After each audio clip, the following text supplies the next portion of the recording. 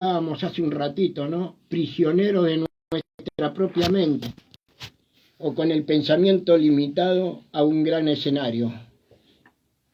¿Puede ser el alma de niño o es una canción para meditar?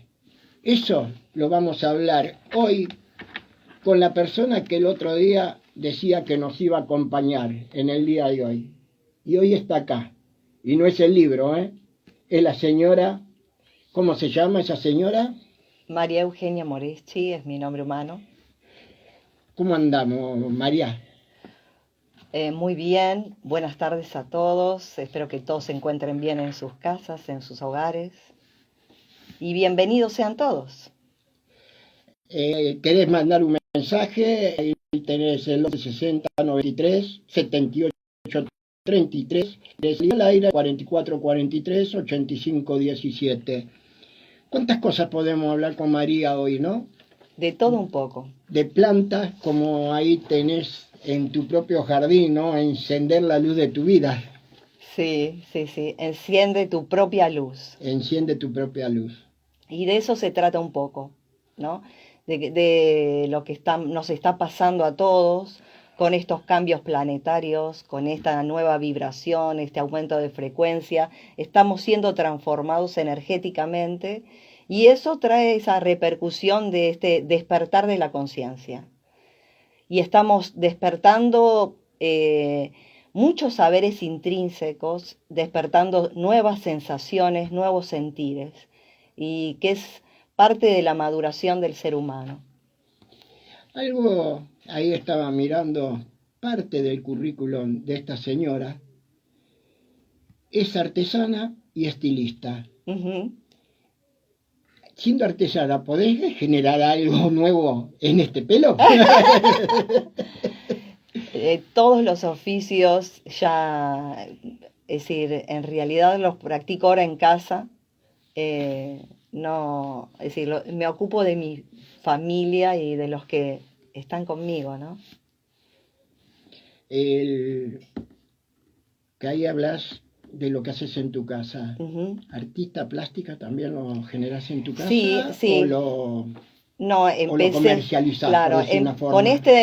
con este despertar empecé a plasmar en el lienzo, en los bastidores y en toda clase de representaciones artísticas, esto que nace, que es creatividad, que es un poco de arte, un poco de magia, y bueno, la plasmo a través de los cuadros. Tengo en mi casa muchos cuadros que los estoy plasmando en mi próximo libro, que ya está, lo estoy culminando. Pero también, bueno, me gusta hacer creaciones en la esquina de mi casa, inclusive con imágenes artísticas y plantas, que todo simboliza la vida y la expresión de la vida, ¿no? Y el arte en la vida. Por eso a tu primer libro le pusiste Abriendo el Corazón. Claro, el título lo elegí porque en realidad tenía que dejar a un lado ya el mental y empezar a encontrar mi propia verdad, mi propio camino. Indudablemente, para encontrar eso, uno tiene que silenciar la mente, apagar esa vorágine de pensamientos y centrarse en lo que es verdadero de uno, lo que es trascendente de uno. Y sin ninguna duda, ese es el latido de nuestro corazón, es lo que emana el corazón, que es una mezcla de intuición, de sensación, de calma, de plenitud, de auténtica verdad, del ser que somos. Por eso, cuando uno te pregunta por el artista plástico, también la artesanía y el estilista, ¿no? ¿Cuántas cosas pueden llegar ahí a lo que también acá leo que sos compositora? Justamente esas tres cosas te llevan a componer, tanto sea una canción o una escritura, ¿no? Claro, yo descubrí la música, necesariamente fue como un autorrescate y empecé a encontrar mi propia voz. Al encontrar mi propia voz, encontrar mi sonoridad, me dediqué a cantar en el coro de Sachente, el coro femenino de Sachente de San Justo, como soprano primera cuerda. Y también estuve cantando solista, ¿no? Todos los géneros musicales. Y lo que siempre me da vuelta en la cabeza, ¿no? Es de que siempre uno busca como la comparación o la imitación, sus registros comparados con estas hermosas cantantes líricas o cantantes, ¿no? Populares. Y llegué a la conclusión que no entendía cuál era mi voz, cuál era mi verdadera voz, mi verdadero sonido, qué era lo que yo quería transmitir, qué era lo que quería decir a través de una letra. Entonces fue un descubrimiento cuando empecé a trabajar en las huertas, sentado tomando mate en el medio de las plantas, las flores y los colibríes, que ahí llegó esa inspiración, ¿no? De por qué no ponerle a este gran sentimiento de amor y de expansión, ponerle una melodía. Y bueno, fue ahí que nació mi primer canción. Hasta ahora, cuántas canciones así hiciste sobre justamente las huertas, el colibrí, todo lo que tiene que ver Claro. con el producto granja, por decirlo de una forma?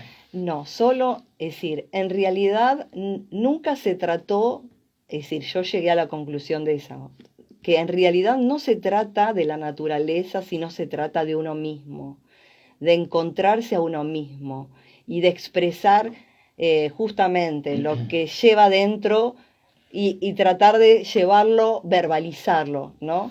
Porque siempre somos sostenidos por esta madre tierra, es, que su nombre es Maika, que significa mi corazón. Mi corazón justamente es el corazón de todos, este latir, el mismo vibrato de la madre tierra, el que nos reúne, el que es la madre dadora de vida. Y bueno, me llevó, ahora estoy componiendo la tercera canción, pero tienen que tener en cuenta que esto es todo autodidacta, no tengo un libreto, sino que lo hago desde simplemente la inspiración cuando me siento con esas ganas de mostrar qué es lo que tengo que decir o qué es lo que tengo que compartir con el mundo, ¿no? Por eso llegaste a la técnica de recursos humanos, por toda esa experiencia de estas 5 o 6 actividades que Claro, nombramos. cuando empecé la carrera de licenciatura en recursos humanos, yo creo que me dio el contexto, como podríamos decirlo, la parte madurativa y expresiva, porque siempre nos quedamos como a mitad del camino. A veces tenemos muchas emociones y no sabemos cómo expresarnos, cómo decirlas, cómo plasmarlas en la realidad. Y bueno, esa carrera me sirvió muchísimo de poder gestionar mi vocabulario y poder expresarme y justamente elegí esa línea de recursos humanos porque creo que es lo único valioso a nivel empresarial en su momento, estamos hablando de muchos años atrás, a nivel empresarial y a nivel de recuperar el verdadero valor de cualquier clase de institución. Siempre va a ser el recurso humano. Es decir, un edificio no es nada con paredes solas.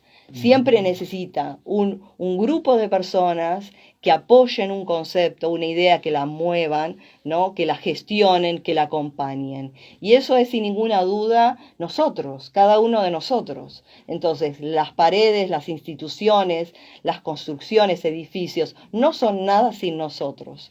Y yo creo que eso lo engloba todo, ¿no? Es decir, es recuperar la valía del ser humano en su totalidad. Gracias, Abel de Mar del Plata, muchas gracias. Y también gracias, Alberto de la Cinguería, ahí en Camino de Cintura. Gracias por estar ahí enganchados. No quieren hablar por teléfono, ya sé, porque son 2 ratas, pero bueno, los sigo queriendo, buena gente. Bueno, si uno hoy, sobre todo lo que estás así hablando de las vamos a decir, la imaginación del otro a lo que piensa de una persona, ¿no? Tanto sea por el canto o por las huertas o el jardín que tenés en la puerta de tu casa, Ujú. que justamente dijiste encendiendo la luz propia, por decirlo de una forma. ¿Qué es lo que más te llama la atención de la sociedad hoy que no cuida el medio ambiente o la madre tierra, por decirlo de una Claro. forma? No, yo no soy no soy crítica de las personas, porque me he rescatado primero, es decir, yo todos estos conceptos, como yo te decía antes, ¿no? Es decir, el tomar conciencia, estamos en este periodo de transición, ¿no? De empezar a darnos cuenta de realmente cuánto participamos, cuánto formamos parte de este cambio trascendental, ¿no? Que primero se da en cada uno de nosotros. Y yo lo único que considero es de que somos muchos como niños de 2 años que están llorando y caprichosos, pero simplemente que tienen un envase grande, ¿no? Se ponen caprichosos, autodestructivos, pero no se dan cuenta de que son niños, que están distraídos de lo que es verdadero en cada uno de nosotros, porque la naturaleza siempre se encarga de transmutarlo todo, de transformarlo todo. Vos siempre soy el ejemplo gráfico de lo que es la transformación de las estaciones, ¿no? Cuando el árbol queda pelado de hojas, se caen sus hojas, queda desnudísimo y cómo sabiamente se mete hacia sí mismo y espera que pase esa etapa para volver a resurgir. Y creo que el ser humano hace esa metamorfosis constantemente, Mm. en donde existen periodos destructivos, pero en definitiva son transformaciones, ciclos de transformación que lo único que traen es más sabiduría y queda lo auténtico. Es como una transformación del carbón. El carbón vos lo ves bruto, ¿no? Pero a bajo presión se va puliendo esa parte oscura y empieza a salir lo que es auténtico bajo esas condiciones que tienen que ver con la presión. ¿Qué es lo auténtico? Este diamante, ¿no? Esto que bajo presión va mostrando lo que es verdadero. Y de eso se trata, ¿no? Entonces yo no consigo, es decir, si bien uno podría, es decir, es como que uno puede cruzar una vereda y decir, bueno, ustedes son los culpables de, y eso no aportaría nada, no sería algo significativo, ¿no? La queja jamás es significativa. Y en mi caso me di cuenta y lo pude aplicar en la red solidaria de vecinos cuando en nuestro barrio, ¿no? Que era muy azotado por las inundaciones. Todos, es decir, de 5 cuadras, todos estaban completamente resignados a de que eso siempre iba a pasar, que siempre iban a existir las inundaciones porque simplemente lo aceptaban de esa forma. Hasta que nosotros, junto con mi hijo, decidimos hacer un cambio. El cambio fue ponernos manos a la obra y basta de quejarnos, ¿no? Y yo creo que eso es parte de la maduración. Cuando vos dejás la queja como un nene caprichoso de 2 años, por más que tengas 50, y empezás a actuar respecto de aquellos conflictos o situaciones que te molestan tanto, ¿no? Entonces te pones manos a la obra. Y en aquel momento nosotros empezamos a golpear puerta por puerta, preguntándole cuáles eran las condiciones en cada familia, qué era lo que necesitaban, cuáles eran las formas que habían solucionado ese conflicto, que era que se te inundaba completamente la casa, 50 o hasta 80 centímetros de agua. Y a todas esas personas fuimos recopilando toda esa información con los datos de la familia y después compartimos todos los que encontraron soluciones a esa problemática. Y conformamos una red telefónica entre las 5 manzanas para ver, cada uno aportaba una acción voluntaria al servicio de los vecinos. Fue tan articulado y tan realmente auténticamente, todos participaron amorosamente que cuando vino no sé si recordás que se cayó Sí. toda la avenida Palacios porque Toda la se avenida metió, Palacios. claro, se metió un coche y que fue un desastre. Bueno, ya nosotros estábamos organizados, los vecinos, teníamos reuniones en un salón que era que un vecino voluntariamente había cedido el salón para que nosotros nos reuniéramos allá, ¿no? Entonces, ¿cómo?